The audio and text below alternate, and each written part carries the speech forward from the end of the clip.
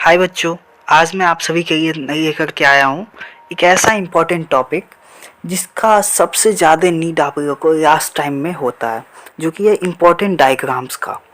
तो इसमें मैं आपको ये सभी चैप्टर्स का इम्पोर्टेंट डायग्राम बताऊंगा।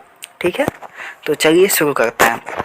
तो इसमें सबसे पहले आप देख सकते हैं क्रॉस सेक्शन ऑफ लीफ। इसमें देखिए, जो आप देखिएगा, जो सबसे पहले आ जाता है मिड रीब।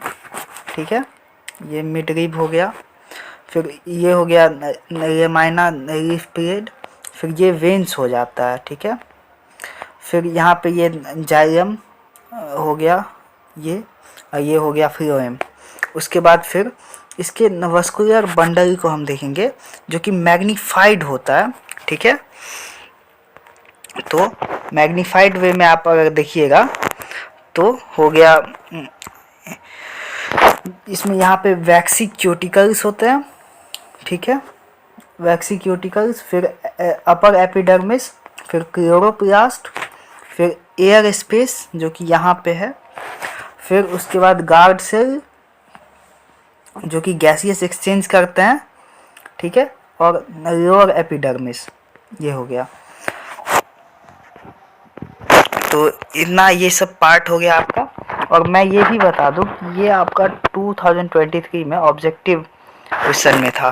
ठीक है, तो इन सब चीज़ों को मतलब पार्ट्स को ध्यान रखिएगा आप, इस सब से क्वेश्चन दे सकता है। तो इन सब पार्ट्स को देखने के बाद, जैसे जिसमें एक बार फिर से बता देता हूँ कि मिड रीब, उसके बाद फिर उसमें लीफ पीरियड हो गया, फिर आपका ये वेंस हो गया, फिर जाइलम फ्लोएम, और फिर वस्कुलर बंडल जिसका मैग्नीफाइड वे में होता है इतना बड़ा वाला, फिर इसमें वैक्सी क्यूटिकल्स, फिर अपर एपिडर्मिस, फिर क्लोरोप्लास्ट, फिर उसके बाद एयर स्पेस,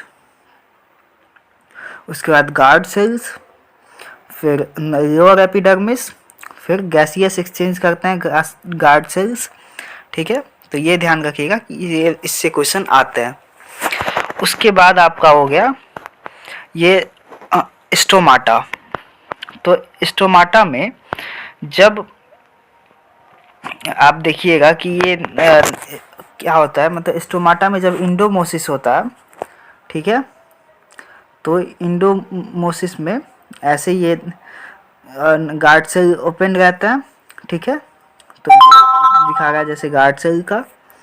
फिर उसके बाद हो गया ये स्वेलिंग हो जाता है गार्ड सेल्स का। फिर स्टोमाटल पोर का। फिर उसके बाद फिर क्रियोज ओपन होता रहता है, फिर न्यूक्लियस, फिर यहाँ से H2 हो जाता है। फिर ये गार्ड सेल का ये दिखा रहा है। फिर जब यहाँ पे होता है क्या, जो H2O इंटर करता है गार्ड सेल के थ्रू, और फिर जब एक्सोस्मोसिस होता है, ठीक है, तो फिर आपका क्या होता है, जो गार्ड सेल्स रहता है वो श्रिंक हो जाते हैं। ठीक, फिर ये H2O जो है सो out of the guard cell चला जाता है, और इसी को एक्सोस्मोसिस कहते हैं। मतलब इसमें इंडोस्मोसिस में आपका क्रियोज से ओपन होता है, और इसमें एक्सोस्मोसिस में ओपन से क्रियोज होता है। ठीक है, तो यहाँ पे आपका हो गया स्टोमाटा और क्रॉस सेक्शन ऑफ लीफ। उसके बाद फिर देखेंगे डाइजेशन इन ह्यूमन बींग्स। तो थोड़ा मैं थ्योरी को भी बता दे रहा हूँ, जो कि शॉर्ट वे में आपका हो जाएगा। और एमोइबा का भी डायग्राम जो है सो बहुत इंपॉर्टेंट होता है, तो वो भी आप देख सकते हैं। ये एडुकार्ड बुक है, आप किसी भी अदर बुक या फिर एनसीईआरटी में भी देख सकते हैं। कहीं पे भी अगर एमोइबा का दिया हुआ है तो वो आप उससे देख सकते हैं। तो इसमें देखिए डाइजेशन इन ह्यूमन बीइंग। तो सबसे पहले माउथ में बकल कैविटी में, जहाँ से डाइजेशन बिगिन होता है, फिर ओसोफेगस में पेरिस्टाल्टिक मूवमेंट दिखाते हुए वो सब जाता है। ठीक है, और उसके बाद फिर स्टोमक में गैस्ट्रिक जूस रहता है, जो कि डाइजेशन में हेल्प करता है। फिर लीवर जो है सो वहाँ से बाइल जूस सेक्रेट करता है, जो कि हेल्प करता है डाइजेशन में। जबकि उसमें कोई डाइजेस्टिव एंजाइम नहीं होते हैं, फिर भी वो हेल्प करता है। तो वो कैसे करता है वो भी ध्यान रखना आप लोगों को, क्योंकि वो ये मतलब ये एसिडिक मीडियम को मतलब थोड़ा कम एसिडिक बनाता है, और उसके बाद फिर इमल्सिफाई करता है फैट्स को, ठीक है। उसके बाद आपका हो गया कि पैनक्रियाज से पैनक्रियाटिक जूस निकलता है, फिर उसके बाद वो जाता है आपका स्मॉल इंटेस्टाइन में, जहाँ पे इंटेस्टिनल जूस निकलता है। फिर उसके बाद वहाँ से जो विलियाई होते हैं, फिंगर लाइक प्रोजेक्शन, वो वहाँ से एब्जॉर्ब करता है न्यूट्रिएंट्स। फिर वहाँ से लार्ज इंटेस्टाइन में जाता है जो कि कॉलोन जैसा रहता है। फिर उसके बाद एनस से वो इजेशन हो जाता है, ठीक है। तो यहाँ पे हमारा डाइजेशन हो गया कंप्लीट। फिर रेस्पिरेशन का देखते हैं, क्योंकि रेस्पिरेशन से भी बहुत इंपॉर्टेंट आता है। तो इसका एक ट्रिक देख सकते हैं कि Nana Patekar took large basketball to Agra.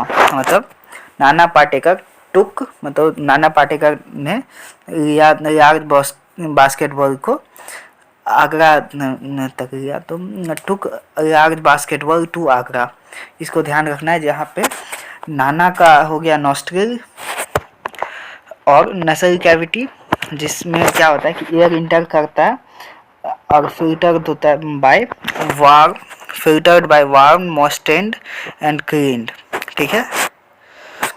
मतलब यहाँ पे एयर इंटर करता है और फिल्टर्ड होता है, और उसके बाद फिर वार्म, मॉइस्टेंड और क्लीन्ड होता है, ठीक है। फिर नसल कैविटी से जो है सो फेरिंग्स में जाता है। तो पार्टिकल का पा जो है सो फेरिंग्स के लिए हो गया। तो फेरिंग्स क्या करता है, तो स्लिट नेम्ड ग्लोटिस प्रेजेंट होता है इसमें, और ये ट्रैकिया में इसके बाद जाता है एयर। तो फिर क्या होता है कि ट्रैकिया एक रिंग लाइक कार्टिलेज होता है, ट्रैकिया डजंट कोलैप्स, ठीक है, ये ध्यान रखना है। फिर उसके बाद आएगा कि क्या होता है, टुक का जो है सो ट्रैकिया हो गया। फिर लार्ज का जो है सो हो जाता है लैरिंक्स। तो वॉइस बॉक्स होता है जो कि कवर्ड होता है विथ कार्टिलेज पीस, ठीक है। फिर उसके बाद ब्रोंकाई हो गया, जिसमें के बाद मतलब जो कि हो गया बास्केट से, क्योंकि बास्केट बॉल है तो एक बा का जो है सो ब्रोंकाई हो गया। फिर ब्रोंकाइट्स हो जाएगा, उसमें जाएगा जो कि बॉल का होता है बा, ठीक है। और ब्रोंकाइट्स में क्या होता है, तो exchange of gas take place in alveoli, ठीक है। ब्रोंकाइट्स के थ्रू एक्सचेंज ऑफ गैस होता है अल्वेओली में। फिर उसके बाद टू आगरा, तो आगरा का जो ए है वो रिप्रेजेंट करता है अल्वेओली को। तो वो क्या होता है, तो ये एक वॉल होता है जो कि कंटेन करता है ब्लड वेसल्स, ठीक है। तो इतना हो गया आपका इसमें, मतलब रेस्पिरेशन पूरा ख़त्म एकदम इजी वे में। आप इसको थोड़ा एक्सप्लेन कर देंगे एग्ज़ाम में, आपको पूरे नंबर मिलेंगे। फिर उसके बाद सबसे हार्ड जो कि है, जिसको तो हार्ड नहीं कहेंगे पर फिर भी होता है, मतलब याद करने में बहुत को दिक्कत होती है, जो कि है वर्किंग एंड स्ट्रक्चर ऑफ, ठीक है। तो इसमें क्या होगा, देखिए सबसे पहले यहाँ पे लंग्स के थ्रू एक्सचेंज ऑफ गैस होगा, जो कि ऑक्सीजन आएगा और कार्बन डाइऑक्साइड जाएगा, ठीक है। वहाँ से जो है सो जाएगा सीधा किसके थ्रू, तो पल्मोनरी आर्टरी के थ्रू जाएगा राइट एट्रियम में, ठीक है। और राइट एट्रियम से फिर ये वॉल्व्स के थ्रू जाएगा आपका इसमें वेंट्रिकल, राइट वेंट्रिकल में, ठीक है। फिर यहाँ पे राइट वेंट्रिकल से सीधे चला जाएगा आपका यहाँ से फिर पूरे बॉडी में, ठीक है। क्योंकि क्या होता है, तो फिर पूरे बॉडी में जाएगा वो ऑक्सीजनेटेड ब्लड। फिर वहाँ से जो है सो आर्टरीज के थ्रू ऑक्सीजनेटेड ब्लड जाएगा। फिर वहाँ पे क्या होगा कि आर्टरीज जो है सो दे देंगे सभी पूरे बॉडी पार्ट में। फिर वहाँ से वेंस जो है तो सारा ब्लड ये करके, जो कि ऑक्सीजनेटेड ब्लड डीऑक्सीजनेटेड हो जाएगा, तो फिर उस ब्लड को ये करके आएंगे ये वेंस, और फिर वेंस जो है सो उस ब्लड को दे देंगे लेफ्ट एट्रियम में, ठीक है। और फिर नहीं वेंस दे देंगे उन सारे ब्लड को लेफ्ट वेंट्रिकल में। तो फिर लेफ्ट वेंट्रिकल से जो है सो फिर वो चला जाएगा आपका लेफ्ट एट्रियम में, और फिर लेफ्ट एट्रियम से फिर वो चला जाएगा पल्मोनरी वेंस के थ्रू फिर आपका ये लंग्स में, जहाँ से फिर ये ऑक्सीजनेटेड ब्लड मतलब डीऑक्सीजनेटेड ब्लड ऑक्सीजनेटेड होगा। ये हो गया सेप्टम, ये हो गया लेफ्ट वेंट्रिकल, फिर ये हो गया लेफ्ट एट्रियम, फिर ये राइट वेंट्रिकल, फिर ये वेना कावा, फिर हो गया राइट एट्रियम, फिर हो गया आपका पल्मोनरी आर्टरी, फिर लंग्स हो गया जहाँ से ये एक्सचेंज ऑफ गैसेस होगा, फिर ये हो गया आर्टरी, फिर हो गया ये पल्मोनरी वेन, ठीक है। तो ये पूरा वर्किंग एंड स्ट्रक्चर हो गया हार्ट का, ठीक है। ये चीज़ आप लोगों को ध्यान रखना है। फिर उसके बाद आता है हमारा क्या है, तो आप देख सकते हैं कि किस तरह से ये इसको सिंपल डायग्राम में आप कर सकते हैं विदाउट फिगर ऑफ हार्ट। तो यहाँ पे CO2 का जो है सो दे रहा है यहाँ से, और यहाँ से जो है सो इसको एक्सेप्ट कर रहा है O2 लंग्स में, और लंग्स से जो है सो सीधा ऑक्सीजनेटेड ब्लड चला जाएगा पल्मोनरी वेन के थ्रू लेफ्ट एट्रियम में, वहाँ से फिर लेफ्ट वेंट्रिकल, फिर यहाँ से जो है सो मेन आर्टरी के थ्रू जैसे बॉडी ऑर्गेन्स में, फिर बॉडी ऑर्गेन से जो है सो डीऑक्सीजनेटेड ब्लड आ जाएगा इधर राइट एट्रियम में, फिर राइट एट्रियम से जो है सो चला जाएगा राइट वेंट्रिकल में, ठीक है। और राइट वेंट्रिकल से ये चला जाएगा लंग्स में, ठीक है। तो शायद यहाँ पे मैंने उल्टा बोल दिया था आप लोगों को इससे ऊपर में, तो इसका सही तरीका ये होगा, ठीक है। Main vein vena cava, pulmonary artery, फिर पल्मोनरी वेन, मेन आर्टरी, और प्रोटेक्शन जो है हार्ट का वो कौन करता है, तो पेरिकार्डियम। ये बहुत इम्पोर्टेंट है, ये ध्यान रखिएगा, क्योंकि पेरिकार्डियम से बहुत बार क्वेश्चन आता है। ये अपर लेयर हो जाता है जो कि प्रोटेक्ट करता है हार्ट को, ठीक है। उसके बाद इसकी भी ट्रिक है कि ये और नाम से, इसमें मतलब ये लेफ्ट हार्ट हो गया ऑक्सीजनेटेड ब्लड के लिए, राइट हार्ट हो गया डीऑक्सीजनेटेड ब्लड के लिए, और वेंट्रिकल में जो है सो थिक वॉल होता है, ठीक है। ये बात ध्यान रखना आप लोगों को। और फिर इसके बाद आता है नेफ्रॉन का डायग्राम और इसका कैसे वर्किंग होता है, ठीक है। तो नेफ्रॉन का जो है सो आप देख सकते हैं कि किस तरह से ये होगा। इसमें सबसे पहले क्या है, तो ट्यूबुलर पार्ट है, तो फिर इसके बाद क्या होता है, जैसे ये ट्यूबुलर पार्ट में फिर देखिए कि क्या आप देख रहे हैं कि मतलब ये जो वेस्ट होता है वो ग्लोमेरुलस में आता है, और कप इंडेड ये बोमन्स कैप्सूल हो गया आपका, और यहाँ से जो है सो प्रॉक्सिमल कॉन्वोल्यूटेड ट्यूब के थ्रू जो है सो फिर हैंडलेस कूप में लूप में जाता है, ठीक है, यहाँ पे। और फिर यहाँ से डिस्ट्रीब्यूटेड कॉन्वोल्यूटेड ट्यूब जो है फिर जाता है, फिर यहाँ से कलेक्टिंग डक्ट में जो है सो जो सब ये होना रहता है वो सब कलेक्ट हो जाता है, और फिर ये यूरिथ्रा में पूरा जो यूरिन होता है वो स्टोर हो जाता है, ठीक है। तो चलिए इन सब, ये हो गया आपका डायग्राम। इसके बाद आप सबका अलग से ये प्रोसेस जान लेते हैं, वर्किंग जान लेते हैं। तो ग्लोमेरुलर फिल्ट्रेशन क्या होता है, तो ये नाइट्रोजनस वेस्ट होता है, ग्लूकोज, एमिक एसिड, फिर ये सब फिल्टर्ड होता है। और इनिशियल फिल्ट्रेट जो है सो इंटर करता है बोमेन कैप्सूल में, और फिर उसके बाद सेकंड प्रोसेस क्या होता है, सेलेक्टिव रीएब्जॉर्प्शन। तो ये इसमें जो है सो यूजफुल सब्सटेंस जैसे कि सॉल्ट हो गया, फिर एसिड जो सब होता है, फिर ग्लूकोज, वाटर जो है सो रीएब्जॉर्ब होता है कैपिलरीज में, ठीक है।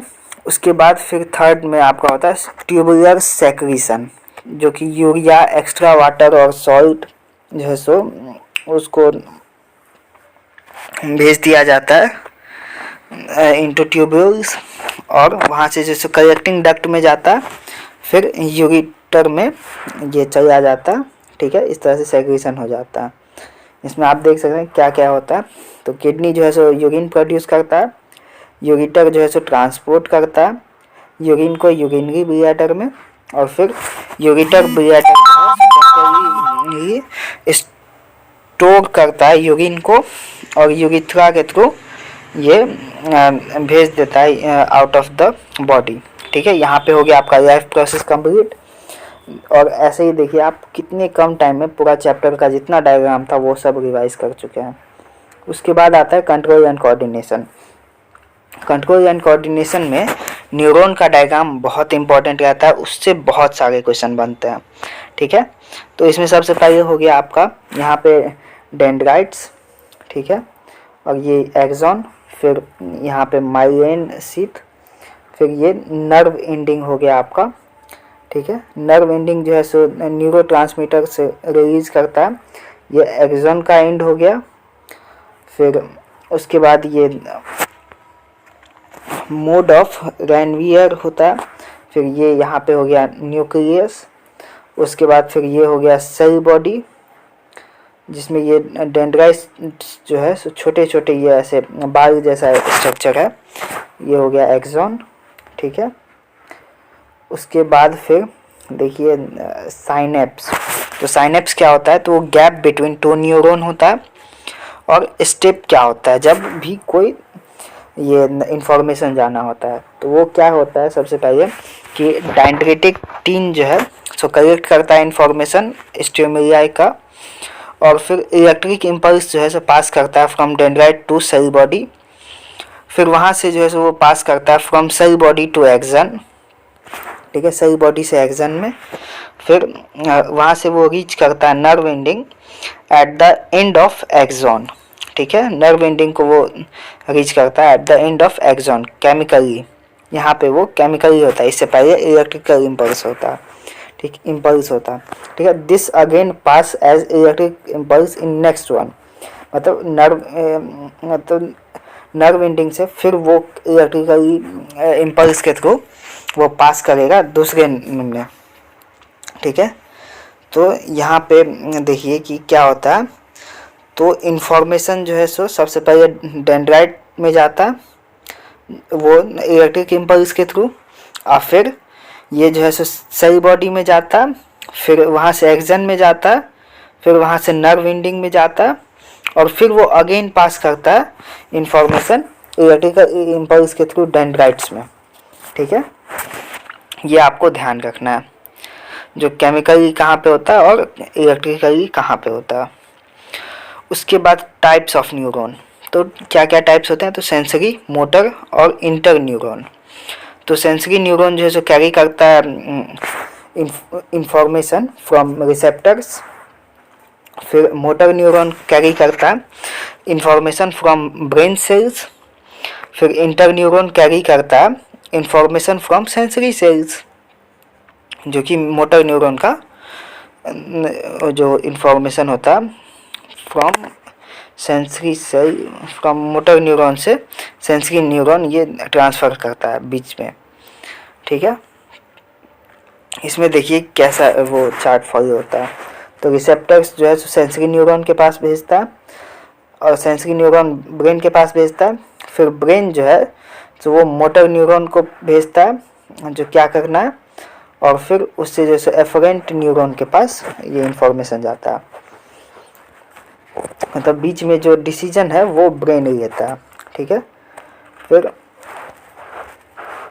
उसके बाद आप देख सकते हैं कि NMJ synaptic connection between axonal end of the motor neuron and muscle, ठीक है, जिसको हम न्यूरोमस्कुलर जंक्शन कहते हैं, उसी को शॉर्ट में NMJ हो गया।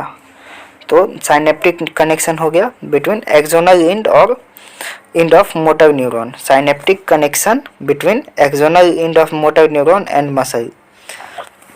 इसको बार बार पढ़िए, जो axonal end of motor neuron और मसल के बीच में ये न्यूरोमस्कुलर जंक्शन होता है, ठीक है।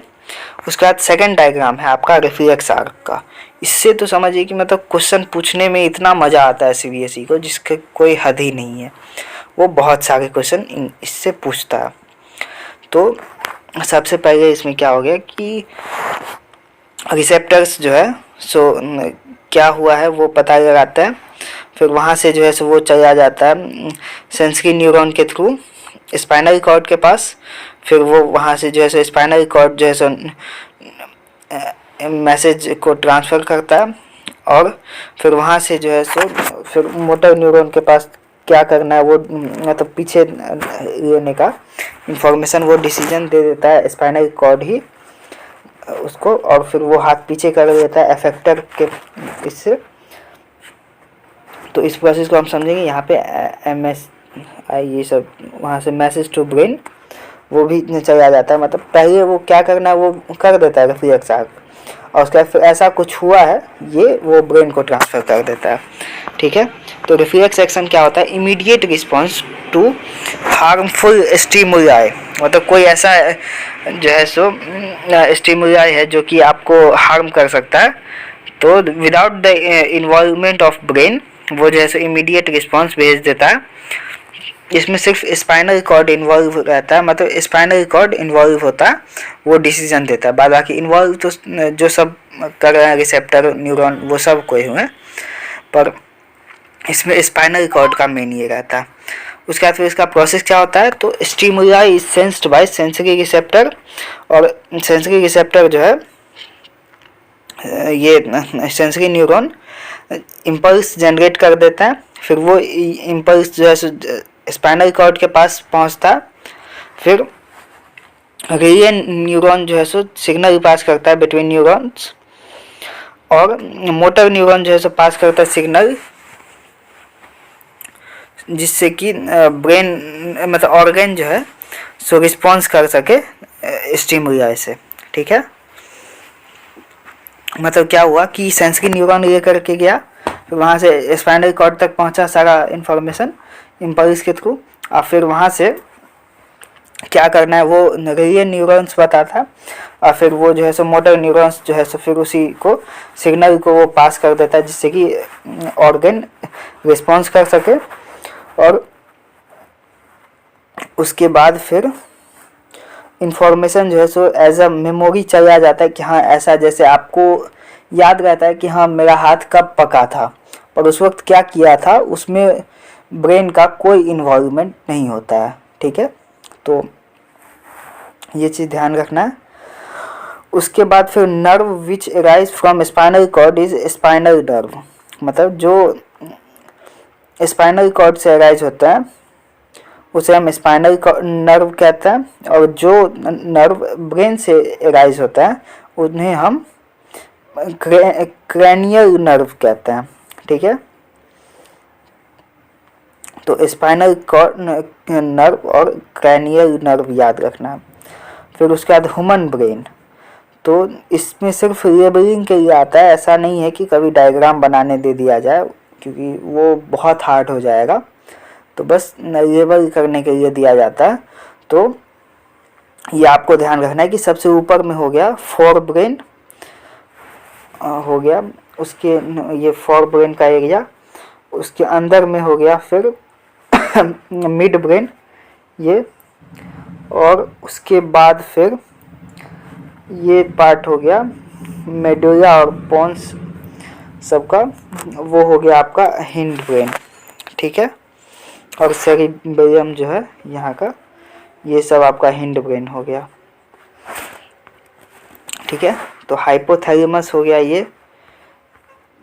उसके बाद फिर हाइपोथैलेमस के बाद ये पाइट्यूटरी ग्लैंड, फिर जो कि ब्रेन के नियर होता है। फिर ये पूरा हो गया फॉर ब्रेन। फिर उसके बाद क्रैनियम का ब्रेन प्रोटेक्शन में वर्क होता है। फिर सेरिब्रम हो गया ये। उसके बाद फिर मिड ब्रेन। फिर ये हो गया आपका पोन्स मेडुला, फिर सेरिब्रम हो गया ये। और ये सब कंबाइन होकर के हिंड ब्रेन बनता है। और ये सब, ये जो है सो मिड ब्रेन हो गया। ठीक है, तो बस ये सब चीज़ें आपको ध्यान रखनी है। उसके बाद ब्रेन के बारे में हम जानेंगे। तो ब्रेन क्या होता है, तो कोऑर्डिनेट सेंटर होता है ह्यूमन बॉडी का। इसमें फॉर ब्रेन, मिड ब्रेन और हिंड ब्रेन तीनों होता है। तो फॉर ब्रेन में क्या होता है, तो रिसीव करता है इंफॉर्मेशन फ्रॉम सेंसरी ऑर्गन। ठीक है, सेंसरी ऑर्गन से रिसीव करता है इंफॉर्मेशन, उसको इंटरप्रेट करता है और फिर कंट्रोल करता है सेंसरी ऑर्गन को। ठीक है, फिर चेंज करता है हमारा बिहेवियर, जो कि पास्ट एक्सपीरियंस के बेसिस पे। जैसे अब किसी का हार्ट ब्रेक हुआ है तो फिर आपके बिहेवियर में जो चेंज आता है, ये सब फॉर ब्रेन का काम होता है। फिर मेंटेन करता है balance between stimulus and response, दोनों के बीच में। ऐसा नहीं कि कोई स्टिमुलस जो है सो छोटा सा हुआ, उसके ऊपर रिस्पॉन्स कुछ ज़्यादा ही हो रहा है, तो आप समझ सकते हैं कि ये फॉर ब्रेन की गड़बड़ी है। ठीक है, ओवर एक्टिंग इसके कारण होता है। उसके बाद सेरिब्रम।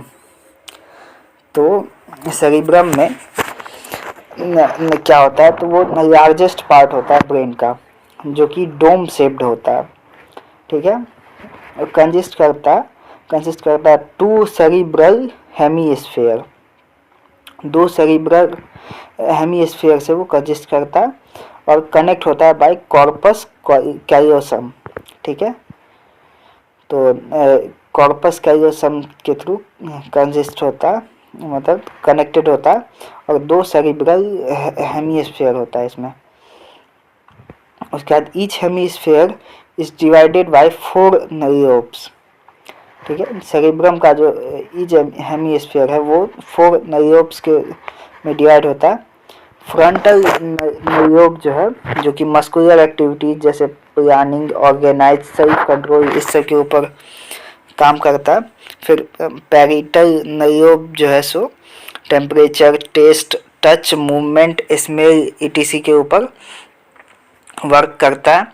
फिर उसके बाद ऑल्फैक्टरी लोब जो है सो विजुअल रिसेप्शन के लिए काम करता है।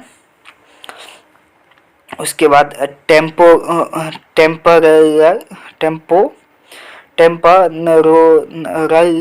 लोब जो है सो ऑडिटरी रिसेप्शन के लिए काम करता है। ठीक है, उसके बाद मिड ब्रेन। तो मिड ब्रेन का क्या वर्क होता है, तो ट्रांसमिट करता है signal from fore brain to hind brain. तो फोर ब्रेन से हिंड ब्रेन के पास जाता है इंफॉर्मेशन। फिर मेनली जो है सो कंसर्न होता है with sense of site and hearing, मतलब कि ये सेंस ऑफ साइट और हियरिंग के लिए इसका मेन कंसर्न होता है। ट्रांसमिट करता है signal from fore brain to hind brain, बीच में है तो यही काम करेगा। फिर control reflex movement and send movement of head, neck और आई। हेड, नेक और आई जो है, क्योंकि गले से ऊपर का जितना रिफ्लेक्स मूवमेंट होता है वो सब स्पाइनल कॉर्ड नहीं, मिड ब्रेन ही कंट्रोल करता है, क्योंकि ब्रेन ज़्यादा नज़दीक हुआ है स्पाइनल कॉर्ड से। उसके बाद फिर हिंड ब्रेन, जो कि जिसका 3 पार्ट होता है, सेरिबेलियम, पोन्स, मेडुला। मैंने यहाँ पे पोन्स बोला, तो PONS। उसके बाद फिर सेरिबेलियम, जो कि कोऑर्डिनेट मूवमेंट को कंट्रोल करता है। ठीक है, और बॉडी का बैलेंस बना करके रखता है, मतलब कोऑर्डिनेशन और बैलेंस जो है दोनों यही कंट्रोल करता है। तो अगर किसी ने अल्कोहल पिया है तो उसका सेरिबेलियम अफेक्टेड होता है, ठीक है। उसके बाद पॉन्स जो है सो रेगुलेट करता है ब्रीदिंग रेट और स्लीप साइकिल। तो सांस मतलब ब्रीदिंग रेट जो है सो क्या है आपका, और स्लीप साइकिल, ये दोनों इसी के थ्रू रेगुलेट होता है। और मेडुला ऑब्लोंगाटा रेगुलेट करता है heart beat, BP, sneezing, salivation, vomiting, rate of respiration, ठीक है। ये सब जो है सो मेडुला कंट्रोल करता है। और many of our involuntary action are controlled by mid brain and hind brain. मतलब जो बहुत सारे इनवॉलेंट्री एक्शन होता है वो इन्हीं दोनों के द्वारा, मिड ब्रेन और हिंड ब्रेन ही कंट्रोल करता है। उसके बाद जो इतना इम्पोर्टेंट पार्ट है हमारा ब्रेन, उसको हम प्रोटेक्शन कैसे देते हैं।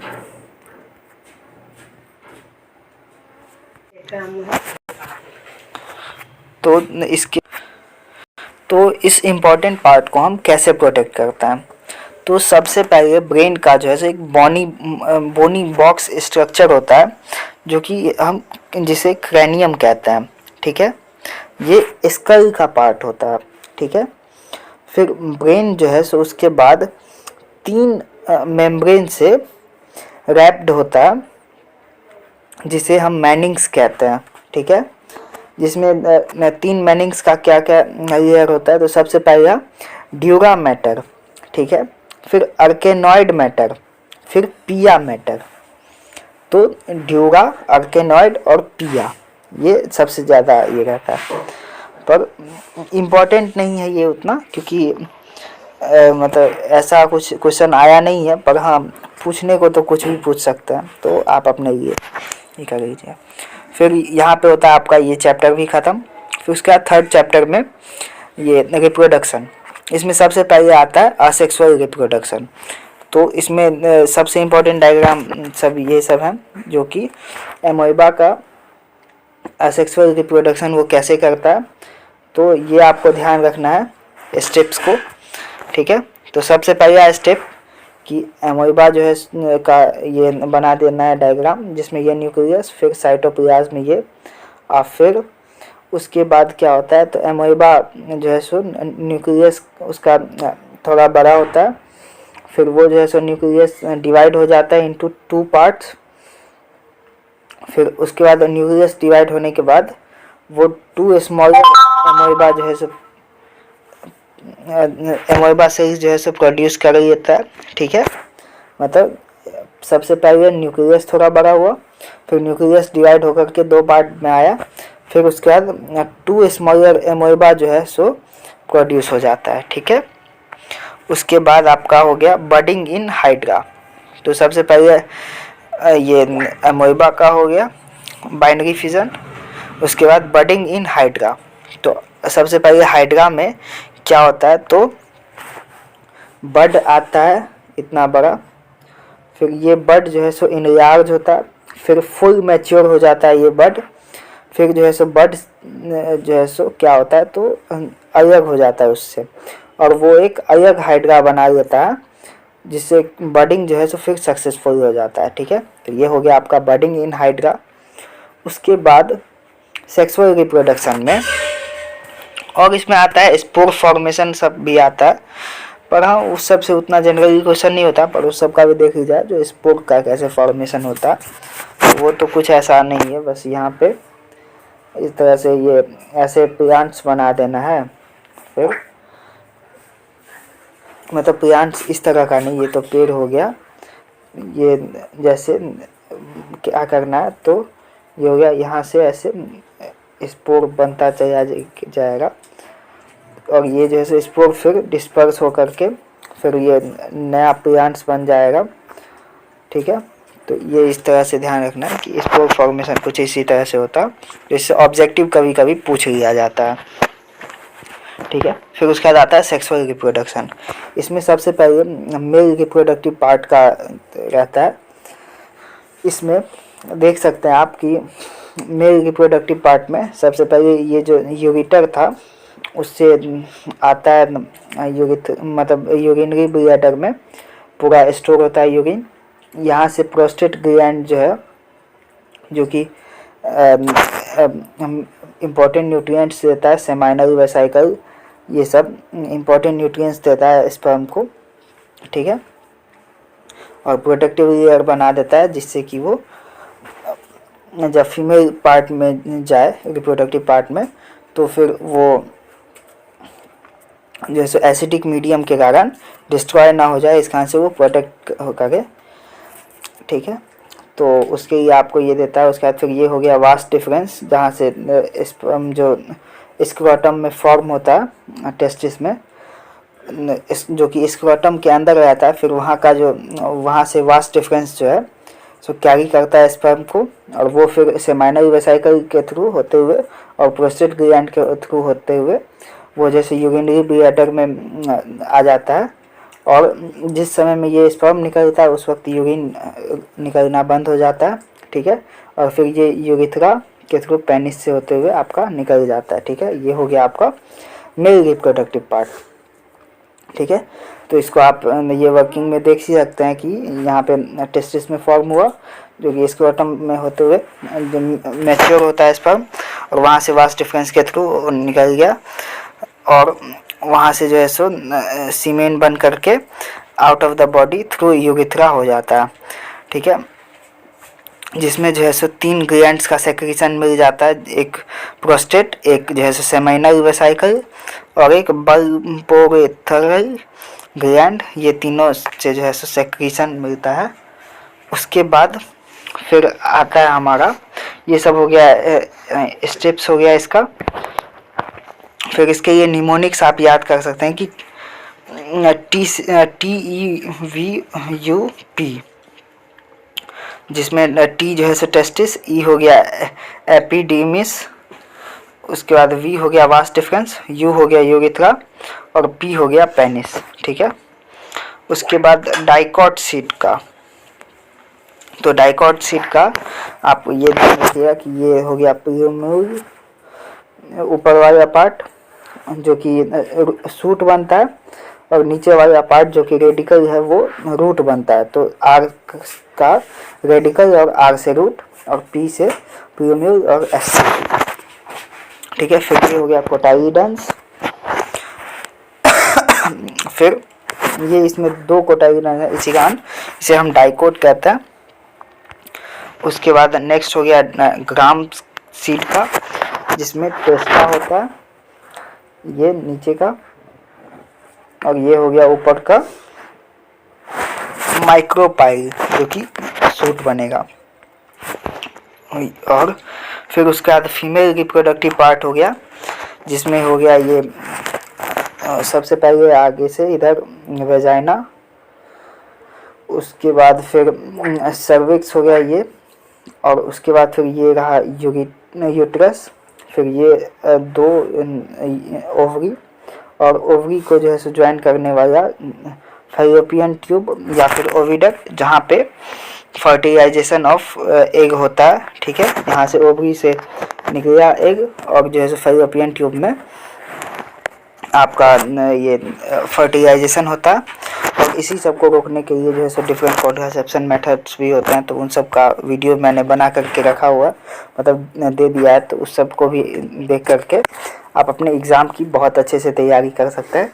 तो ऐसे ही डिफरेंट वीडियोस के लिए हमारे चैनल को सब्सक्राइब करें, और ऐसा ही कंटेंट जो कि एकदम रैपिड वे में आपका सब कुछ रिवाइज करवा देगा, तो ऐसा ही मैंने वीडियो बहुत सारे बना के रखे हुए हैं, आप उन सब को देख सकते हैं, ठीक है। और हमारे चैनल को सब्सक्राइब करके आप जो है सबसे पहले इस जो भी वीडियो हम अपलोड करते हैं उन सब का नोटिफिकेशन आप ले सकते हैं, ठीक है। Thanks for watching.